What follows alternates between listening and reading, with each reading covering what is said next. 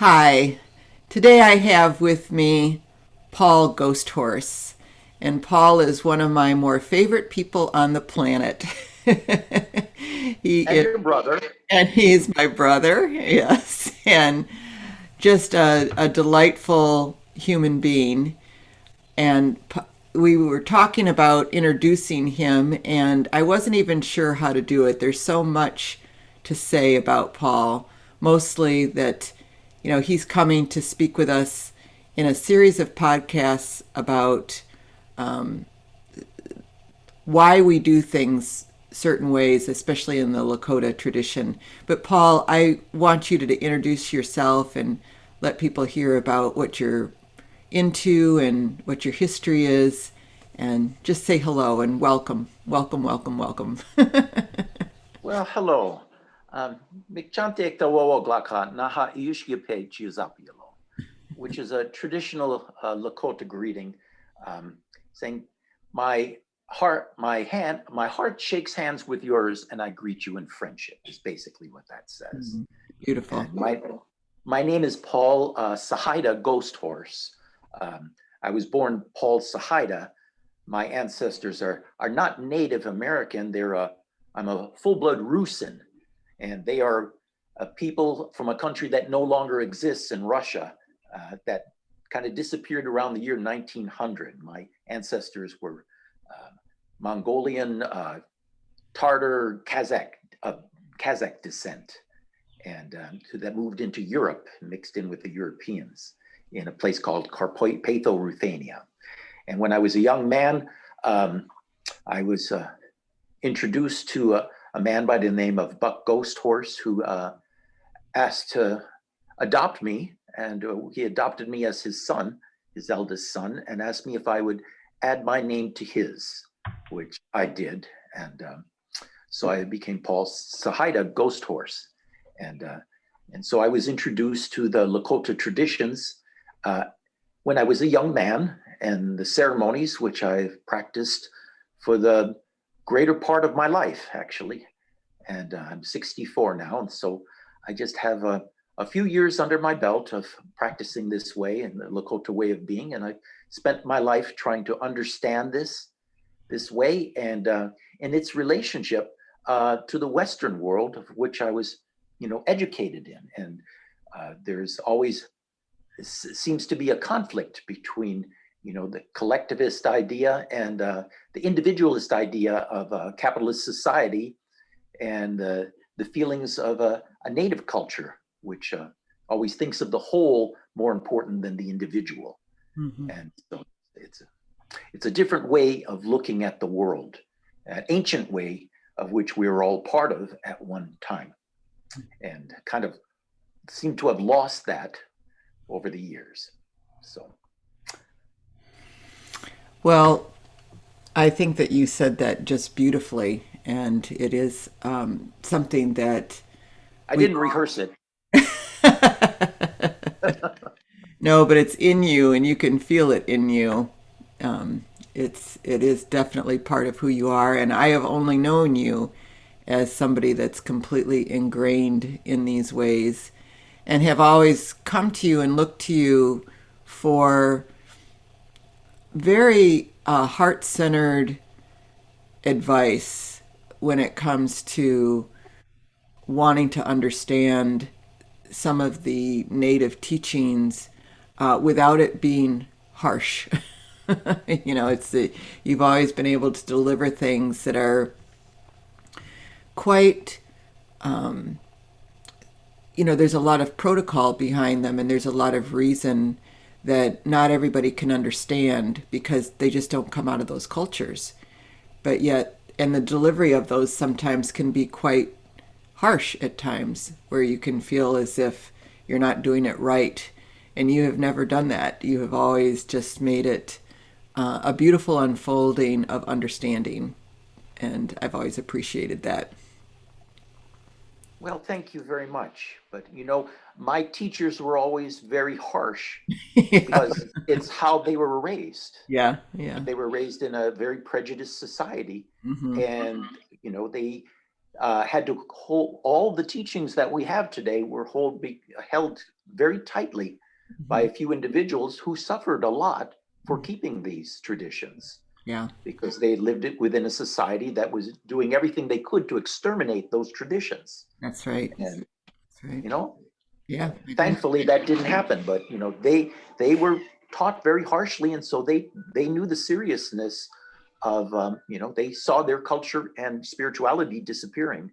Yes. And so anybody that was willing to try to learn, they took very seriously, and they let them know that this was very serious. Yeah. If this way is to survive, you cannot be wishy-washy about it. Right. So Yeah, that's very true. That's everybody of my generation had a very harsh teacher. yeah. So Yeah.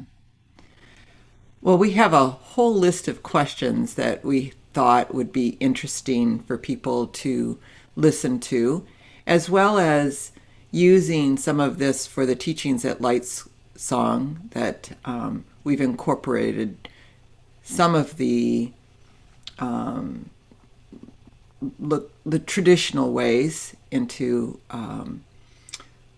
our ceremonies and things like that. And many times there's questions about why do we do things these ways? And so here's the voice of authority and experience here. Maybe not authority. I know you don't like that word. Yeah, some experience, some experience. but Okay. I wouldn't say authority. Okay. I'm an ikche wichasha, which is a common man. A common man. That's yes. Very good. And all I'm saying is I'm just repeating the things I've learned and my opinion of these things, and you know, what I've found to be true in my life. Yeah, that's a good way. That's all I could. That's all I know. Okay. It sounded like you wanted to start off with some teachings around the plants and the plant. Yes. Yeah. I'd like to. I think it may be time to start with the plants. Okay. Let's start with Grandmother Earth. You know. Okay. Native people didn't call the Earth Mother Earth. It was much older than that, so they called it Unchi Maka, Grandmother Earth, which has a whole different respect. You know, mother is still respectful, but grandmother has a whole different level of respect than mother. And so the earth was always looked upon as grandmother. And you know, and the green, the blue is the sky and the green is the earth and all the things of the earth. The plant medicines, we were always taught that for every illness that the two-leggeds have, there was a plant medicine here put to heal that, to cure it. So it's just a matter of finding what that plant medicine is that can help us with our particular ailment at the time. And we see that even through the pharmaceutical industry, where the you know, you can trace back all of our pharmaceuticals, most of them at least, to a plant medicine. That's right. And within those pharmaceuticals are still the essence of that plant medicine inside that. And I have found, maybe you will find this too, maybe other people will discover this, maybe it works for them, but I have found that even when I pray or connect or visualize with whatever pharmaceutical drug I'm taking, you know, and most of us are on some kind of pharmaceutical, and I've had a kidney transplant, so I'm on a few. I find that when I hold these in my hand and I actually, you know, visually or spiritually speak to these and ask them to go do what they're intended to do and visualize what they're supposed to do in my body, I find that when I connect with my vitamins or pharmaceutical drug or whatever it is I'm ingesting, I find that I get to take less of those because I'm more sensitive to those medications. I require less, and I find that I have much less side effects than that. So my side effects are minimal. And I think it's because my body, it is, you know, it's my body, it's your body. You are in charge of your body, ultimately, hopefully, or most of it at least. I know the environment has part of it, but it is your body. And if you give these vitamins and pharmaceutical drugs and instruction, spiritually, you know, mentally, you'll find you'll have less side effects because your body will not fight that, you know, because they feel this something entering your body, And of course, they may take it as a threat or feel antagonistic, but once they accept that, like I said, you may have less side effects. I found this to be true, and maybe many people will find this to be true too. Before you ingest it, take those few minutes and recognize them, and let your body accept that. So that's all I have to say about that. When I hear that, the way that I would receive that is it's about being aware. It's about being conscious of what you're doing in any given moment and why you're doing it.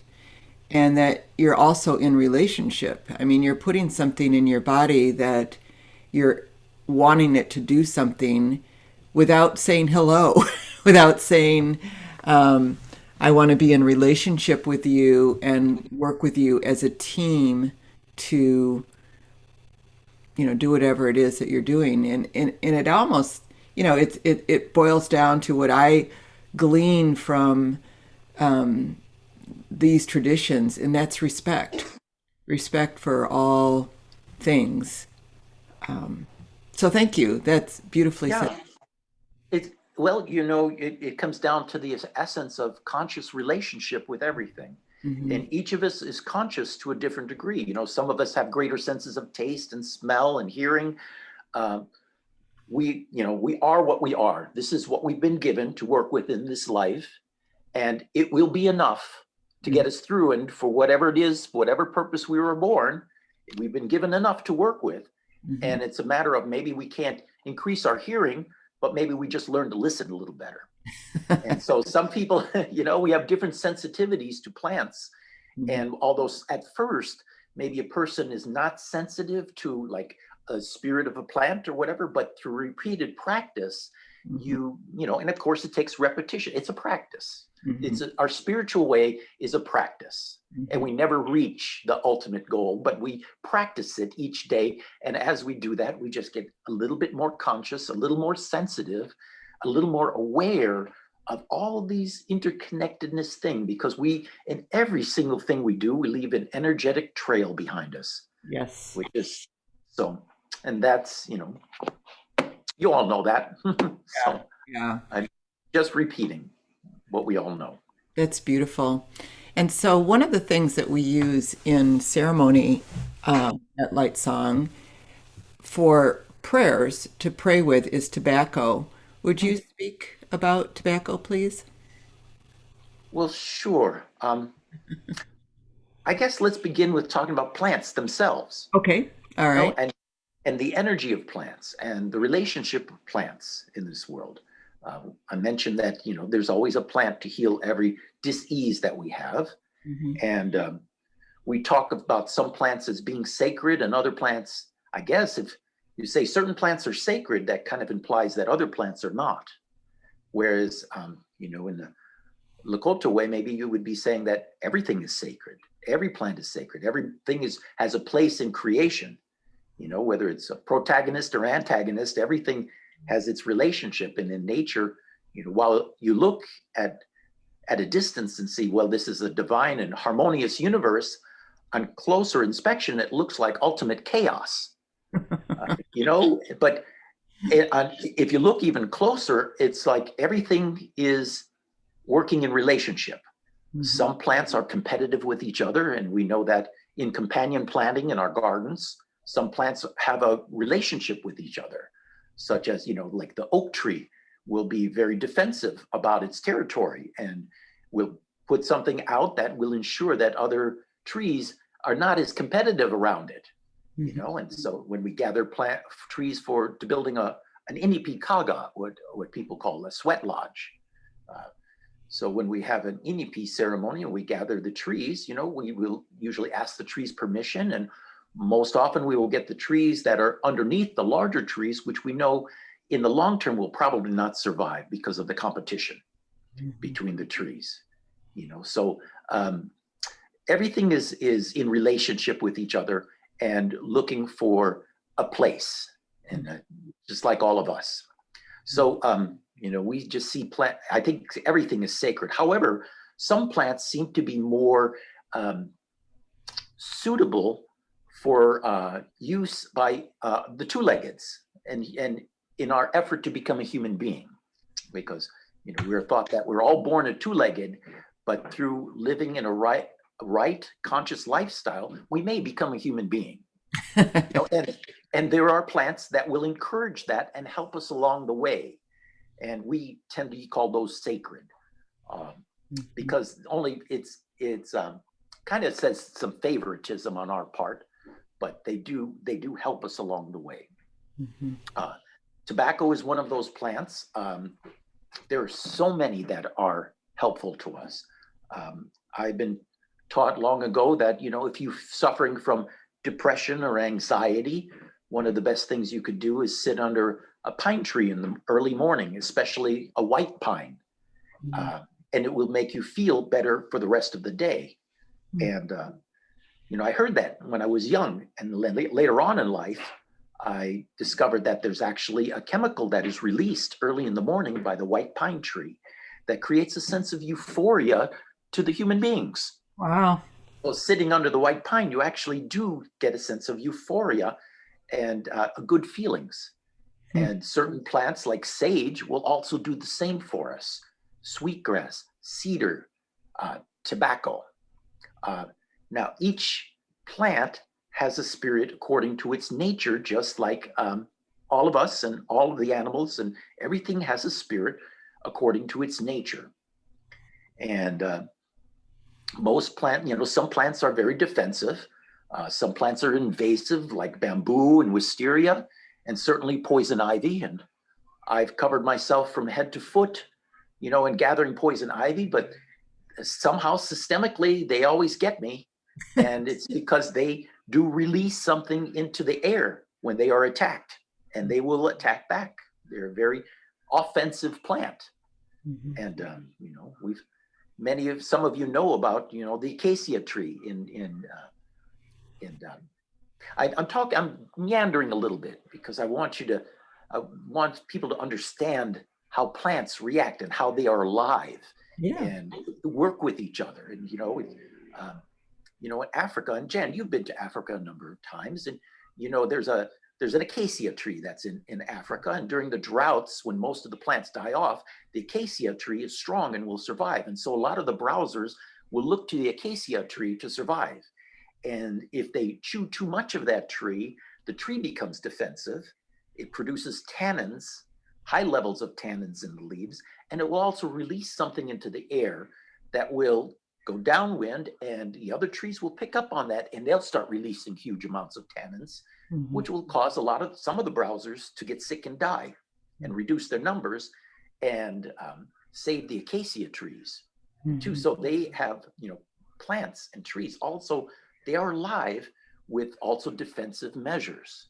So they are reacting in this world of a relationship. So when we work with plant, let's start with sage before we get to tobacco. Okay. Because sage is a powerful one, and there are many different species of sage, and they don't all have the same properties. There is a sage, a California sage, that is very popular. You can find that in a lot of the stores, and a lot of Native people. I know a lot of Lakota people don't use that particular type of sage because the spirits that they work with are more receptive to certain types of sage. They may call medicine sage, and there's different types of sages that ceremonially spirits are more respond to. The scent, the chemical scent, or the intention, something in that sage connects better than others. And sage has been used as a cleanser for a long, long time. It is said to remove like negative spiritual energy, negativity. It brings a sense of euphoria. There was a study in India I read a few years ago where they're talking about how sage, smudging your house with sage will remove certain types of harmful bacteria up to 24 hours after you've smudged. And certainly many of us know that when you move into a new house, a new environment where somebody else has been living, it is good to smudge your house, especially the corners. because energetically, when we are angry, and everybody gets angry. If you're in a relationship, there are those times when you're going to spar with your partner, if you're a human being, and so those things seem to get trapped in corners, especially because we don't live in a circular house anymore. Most of us don't. So those things get trapped. So it's important to pay attention to those things. And years ago, when my father used to do ghost chasing ceremonies, every time somebody thought they had something spooky in their house, they wanted Indian medicine man to remove the ghost. And very few houses have a spirit living in their house with them. Most of the time, it's just an accumulation of anger, depression, negative energy that seems to take a life of its own. And so you can, in those rare occasions where something is in the house, often they will use, a picture or some kind of item as a vessel in which to live in. They come from that, a doorway. And so using sage, you can actually identify where those things are, and so sage can be used as a tool as well in many different places. But it's not the sage itself, but it's the relationship between the person using it and the sage, the intention that's placed in it, and the spiritual connection with the sage. Sage itself, you may not see a reaction, but the person who's using it as a proper tool, can get that response. Can I tell you a story? Ah, I love a story. I remember my father was pouring a lodge once, and there was a woman who was on her moon time, and moon-time energy, that's a discussion for another time, but moon-time energy is very different than, there are different spiritual energies. And a woman on her moon time is very, very powerful and energetically. And so, it doesn't mix with the Inipi Kaga, the sweat lodge ceremony. And so everyone had made some altar ties for the lodge. And after the ties were made and placed on the altar, there was a woman that said, "Oh, I'm sorry, Uncle. I was moon time when I made these ties and I didn't know. I apologize." And she was all worried. And my father said, "Well, don't worry about it. We'll take care of that." And I watched him use the sage in a certain way. And, the sage was coming, and he used the sage across the line of ties. And the sage was just floating. And all of a sudden it got to those ties that she had, those 7 ties she made. And all of a sudden there was this little ripple.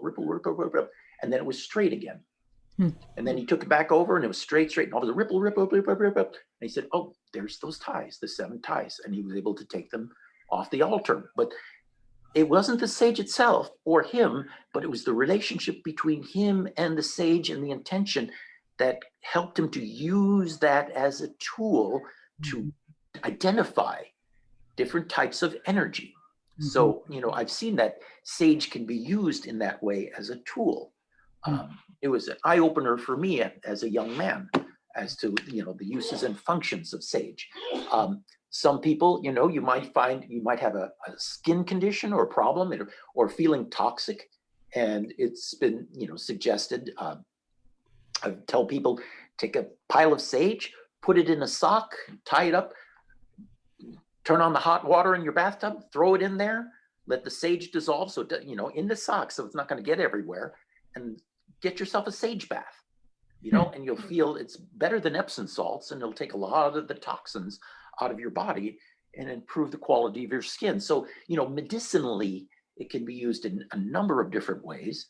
And energetically, it is used as a cleansing agent for cleaning homes.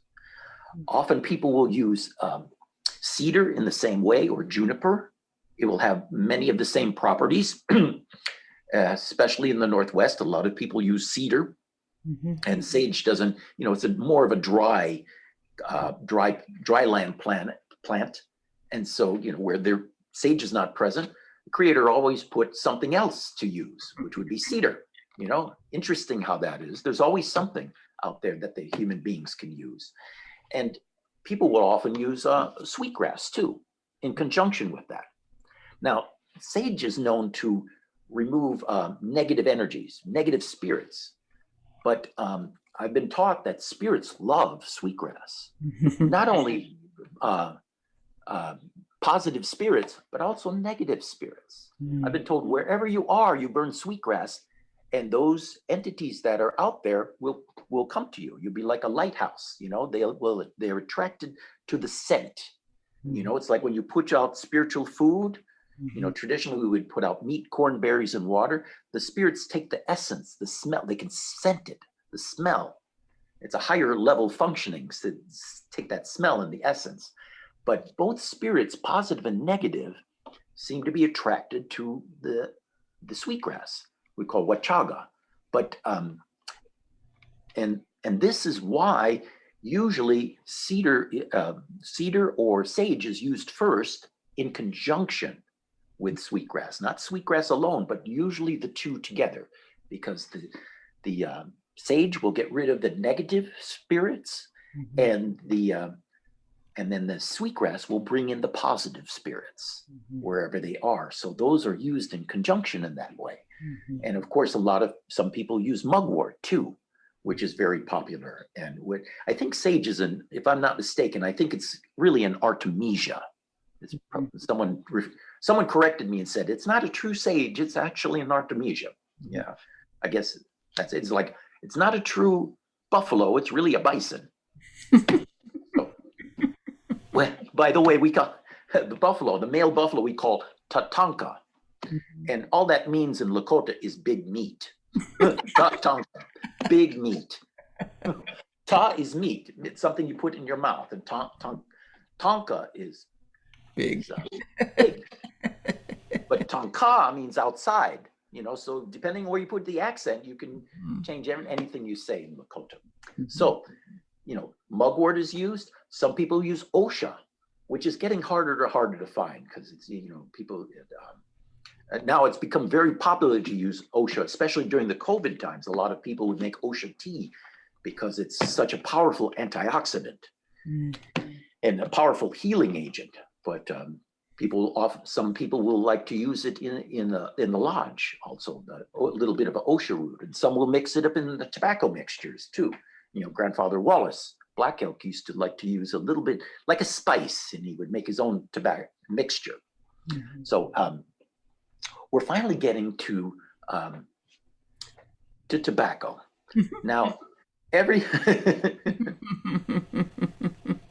it takes a long time. You know, there's all these little details that need to be talked about along the way. It's perfect. Yeah. Thank you. I don't know if you've ever, you know, some of the older people may have met Grandfather Wallace, Black Elk, and he was a master storyteller.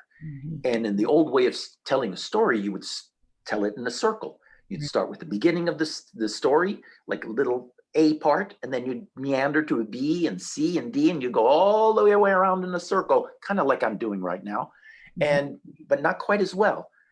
And then you'd go back to the original, and you'd add a little bit more to story A, and a little more to B, and C, D, and E. You know, and over the course of 3 or 4 hours, you'd be getting closer and closer, and you finally get to the middle of the story, and you tie everything up together like a masterful little bow, and there would be your story.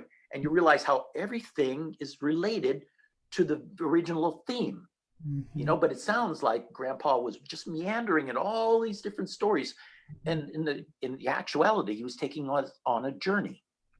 And that's how the old storytellers used to tell things, in this long journey where you think you're not getting to the point, but you actually do at the end. But I'm not going to get to the point. I'm just going to meander. So tobacco, yeah, like, and you know, I'm sure all of your students and you know that every plant has its own function, its own destiny, its own agenda. I guess that's the best word to use. It has an agenda. It's got something it wants in exchange. You know, whether you take ayahuasca or peyote, it will show you certain spiritual truths on its own terms. And it may ask for something in return for those things. There are no free rides. There's always an exchange in this world. Tobacco is one of those interesting plants where it has this unusual, or people over thousands of years have found that it has this unusual property of being able to absorb energy, prayer, intention. It's a known plant. I mean, if you get a bee sting or something or an infection, you put some tobacco on it, it will draw things out, and it has that drawing property, absorbing. And so people have used it for a long, long time, medicinally, and also as a prayer, because it will absorb and hold onto a prayer. And those who are sensitive enough can hold someone's prayer ties that they have made. They prayed and they prayed over this, and whatever intention was put in it, they can feel that and feel what the person was feeling or thinking or asking about while they were holding those ties. And so long, son. My son's going off to work right now. So we still have home life going on around us while we're speaking. Pretty soon the dog will start barking at the UPS man. So I'll know what time it is by her bark. So the tobacco will hold onto this prayer, and a person who is sensitive can feel energetically what is going on to different degrees. And so that's why tobacco was used. But in the early days, tobacco was kind of a relative, a recent arrival, because in the early days and to the oldest spirits, they didn't use tobacco on the plains, at least in the Lakota way. They used something called chanshasha, which is the inner bark of willow. So in contacting, in lodges where you're contacting your oldest relatives, they would not use tobacco, they would use chanshasha and use that as an offering inside those ties to contact the oldest ones. And the more recent ones would be more tobacco or tobacco mixtures. And it's not to say that the older spirits know more than the newer ones. It's not that kind of a thing. The older spirits know what the older spirits know, and they also speak a different language, that Lakota is changing over the years.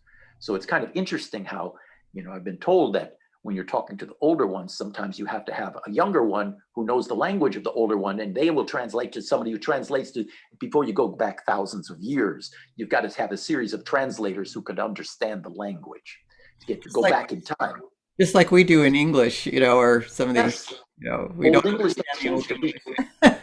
If we spoke to someone in English in the Middle Ages, we would not understand probably 9 out of 10 words that they spoke, and we would need somebody as an intermediary, an intercessor, an yeshka in Lakota terms, to speak between the generations and be able to translate. So I always thought that was very interesting. Yeah. So the oldest ones use the chanshasha, newer ones use the tobacco. Now, may I say something here, just for my students? Please.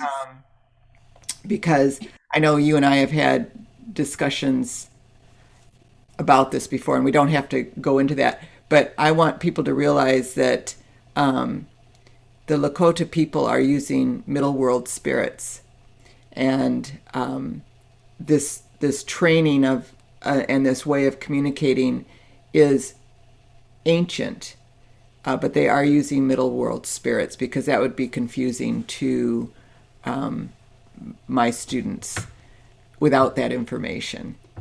So, yeah. Well, yeah, Jan, you're the one who explained to me what middle world spirits are. The ancestors. Didn't quite understand what that was. I only know what I know, and I guess they do. Those relatives we work with have personality, right? And they they can get upset, they can be happy, and a spirit that was a pain in the neck when they were a person that was a pain in the neck when they died, if they're still stuck on this planet and have not left for some reason, they're still a pain in the neck when they've left. And not every spirit, is good. Not everybody's intention is good. So, a person has good intention while they're alive, chances are they're probably a pretty good person once they've crossed over, if they're still hanging around. So just because somebody died doesn't mean that they're know any more than when they were alive. Right. Sometimes people get confused, and and they'll use use certain plants as a crutch. Like I've heard many people love cannabis and will say, well, cannabis is my teacher. Mm-hmm. And cannabis was traditionally used not as a very serious plant, as a kind of an entertainment plant, but not taken very seriously. You know, it was used recreationally in North America, but it was not used as any particular wise medicine teacher, because once you're no longer under the influence of cannabis, you think whatever you thought was profound is often very silly in retrospect. But at the time, it seems very profound. You know, so it's a silly plant that is, you know, that has used people. And you know, plants, many plants like corn can't exist without human beings. Mm-hmm. And there are many plants that have used us to propagate. And so there's a relationship established between us. You know, the cannabis gives you something in exchange. Many people worship the cannabis and want to plant it everywhere. So the plant has used us by giving us something, but expecting something as well. You know, where it's using us for our survival. And, you know, so we do that quite often with a lot of just about everything that shows up in the grocery store. It's a relationship that we've established. We will grow them and we will propagate, and they get to live and flourish in exchange for their life. You know, a life for life. It's the concept of Wowakish. There's an exchange and everything. Mm-hmm. So the tobacco ties, a long time ago, you know, people used to, when tobacco did show up, you know, people used chanchasha, the red willow bark, and the way you would carry it oftentimes would be a little piece of deer hide, you know, just a little piece of deer hide, and you wrap it up, you know, tie it up with a piece of leather, and that would be your smoke. And it was a very enjoyable recreational time. People always smoked pipes from a long, long time ago. As soon as people learned that they could smoke a plant, and it could be social, and we'd have fun, and they'd enjoy it at that moment. Sometimes it later on in time, it did become a prayer, but people still smoke tobacco and it's not a prayer. Mm-hmm. And I don't think they realize that maybe it is. Mm-hmm. You wonder what happens with people's lives when they're smoking that cigarette, and what is going through their mind while they're holding that tobacco, and what are the spirits registering while they're going. I often wonder that, you know. Mm-hmm. So because everything's connected, and that plant is listening, and it's holding on to something, and that smoke is going and connecting with all that is, you know, that sacred smoke. So people would take that little tobacco, put it in a deer hide, and they'd grab it up, and maybe they'd have a bunch of them, you know, have a string of them, you know, tied up, and each one represented a pleasurable little smoke, and it was valued, especially when tobacco came. And so over time, some people started coloring the little tobacco and offering them to the spirits with different colors on it. That came later on. You know, people didn't, you know, dyes and things were difficult to find. And over time, people have started identifying different colors with different aspects of what you call the medicine wheel and things like that. And it's a little different for every nation. But people would put these in little ties. And so each little tobacco pouch, once you cover it in cloth, you know, and spirits didn't recognize cloth years ago, but over time, as things change and traditions change very slowly, spirits started recognizing these little tobacco ties as an offering. And there would be a thought, an intention in each one of those that would be, you know, offered to the spirit and go back into the world. And so they'd be wrapped up, and each one of these would be precious because each one represented a thought, a prayer, you know, one little smoke in your pipe. Mm-hmm. And then a whole string of them is a whole string of prayers and intentions. You know, a long time ago, just a few prayer ties meant a lot. Now it's like people do ceremonies, and well, you have to make 405 of red and 405 blue and things like that. So it's, you know, tobacco is everywhere, and so is cloth. But at one time, it was a very precious commodity. And so a little bit went a long way at one time. So I guess it has to do with your own energetic output and what it takes for us to make that connection. Maybe it takes more prayer ties today to make the connection than people a long time ago, because we're so much more affluent, or maybe we're a little denser. Mm-hmm. I don't know. We have disconnected from much of the world because of the way we have been raised. Mm-hmm. And all of us suffer from that. Mm-hmm. And it's a lifetime pursuit. So yeah, the tobacco contains the prayer, it holds on to it, and you use that ceremonially in the prayer ties. And my father used to say that, the spirits use those prayer ties as money. They like money in the spirit world. And I still don't quite understand what he meant by that. But I know they do accept, I don't know whether it's the thought, the intention, the actual essence of it, but they seem to recognize these ties in ceremony, and we as human beings help to focus our mind by looking at a certain color. Certain color maybe red may be like an all-around prayer for something that you need, maybe health and help, and maybe somebody might use blue for the relationship of Tankashala and green for Grandmother Earth, or something of that nature, and associate a color with each direction. But I think that is for us human beings to be able to focus, because us mere mortals, we need some physical tool usually, whether it's a drum, a pipe. We need something to focus, to use as a tool to get beyond ourselves. Mm-hmm. And there are these wonderful people who don't need tools. But most of us mere mortals, Ikche common people, need some kind of tool, whatever that is, to reach beyond ourselves and go past that. Mm-hmm. So that's kind of my thoughts about the plant medicines and the tobacco. It's a wonderful relationship that we've established with the plants, and it's a give and take, and not all plants are friendly to us. Mm-hmm. as well, but we should respect all things for their nature, mm-hmm. as they all have a place. Mm-hmm.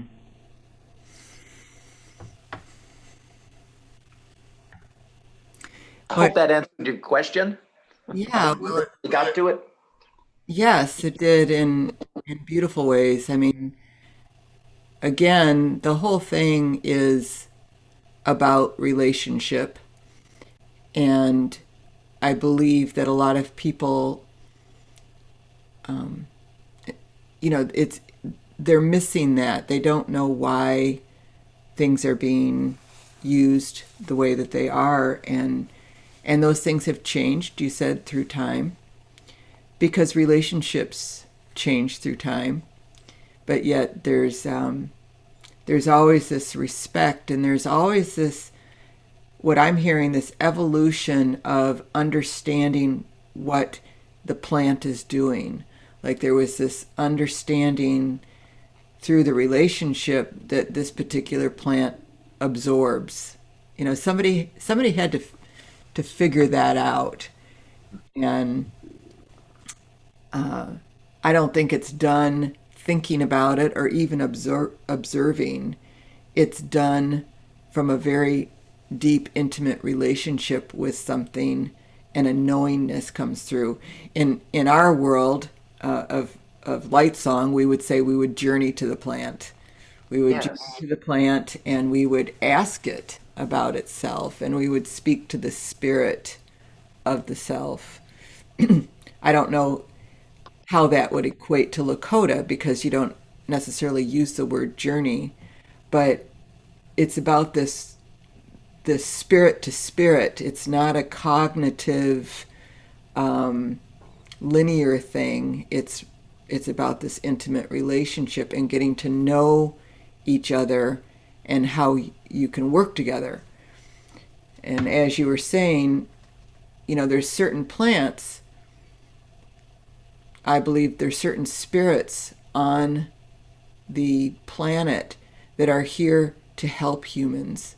They are here to really help humans. I see humans as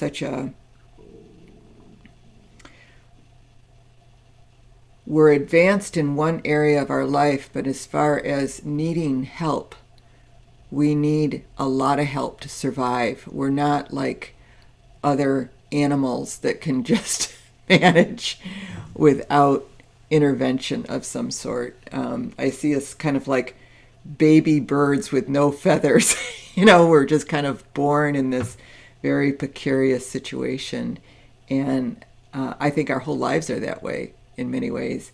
And there's certain spirits that are in plants and in animals and, all of life that are part of their purpose is to help humans evolve because we're creators, we're creator beings. So anyway, that's my own opinion. I don't know how that matches up with Lakota. Yes, exactly. The world is interactive, Hmm. and we may have a thought, or we may feel sad, or something like that, and all of a sudden, out of nowhere, a hummingbird lands on your knee. Hmm.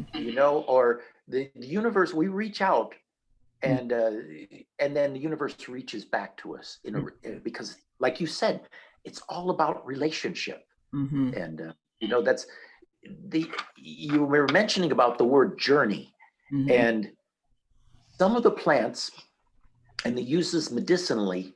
And right now, there's a big push right now to on some of the reservations to make a medicinal kind of dictionary of all the plants and what people know.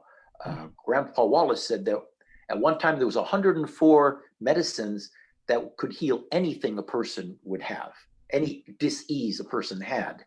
And then once everyone was put in the concentration camps and forbidden to uh, uh, uh, go for those medicines, over generations, people forgot what they were.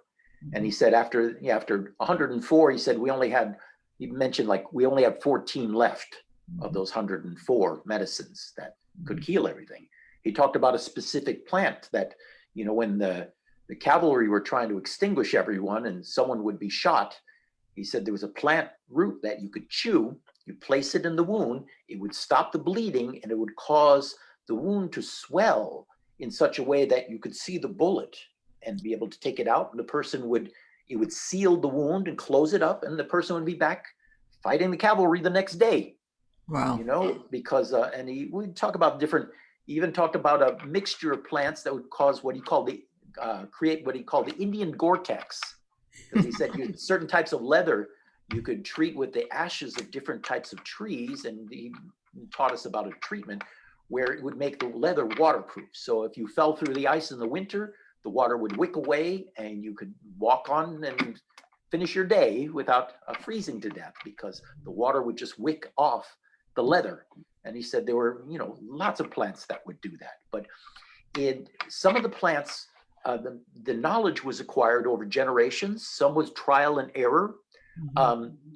Some of it was through journeying, because in ceremony, sometimes spirits will say, this person needs this particular plant and it grows in this particular place. Mm-hmm. And, the person leading the ceremony, the Yeshka, would go and find that plant for that person. And that happens in many different shapes and ways. But sometimes the person leading the ceremony would be directed to a particular plant.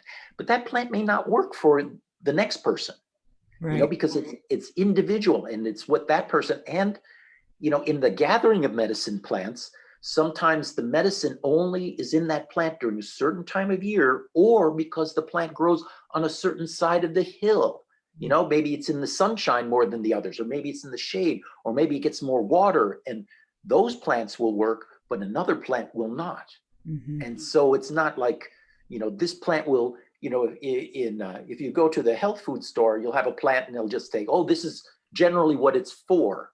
Mm-hmm. But, they do have each plant is very specific, Mm-hmm. and they don't have the same levels of medicines in every single plant. They're individuals just like us. Mm-hmm. And depending on where they're grown and how they're grown, and, they may have that medicinal property and may not.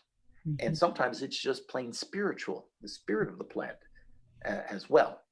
So, you're right, the journeying, and sometimes there is a journey to find a plant. I know in some ceremonies, the spirits will tell a person, this is the plant that would work with them. in this with this particular dis-ease that they are experiencing.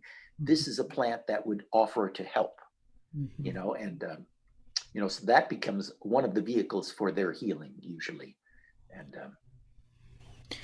Yeah, it's fascinating. It's absolutely fascinating, and I can never help but be sad with all the things that have been lost. But I suppose that that's true for thousands and thousands of cultures throughout the world that don't exist anymore. All of that information, knowledge, wisdom has been lost, which is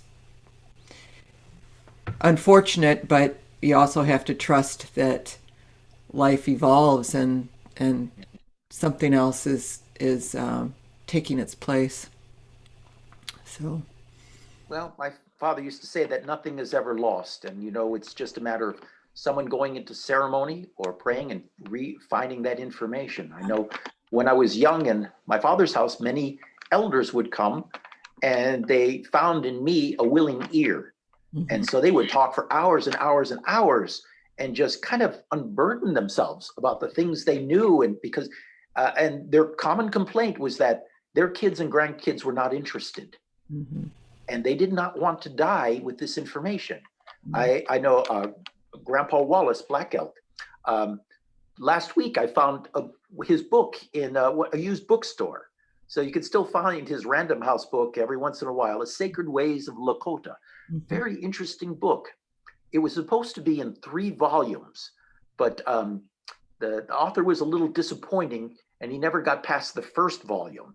Mhm. And so when Grandpa passed on, he said, he said, when I die, the library goes with me, Mhm. is how he put it, because he was never able to put it all down on paper like he had been instructed. And that was one of his disappointments.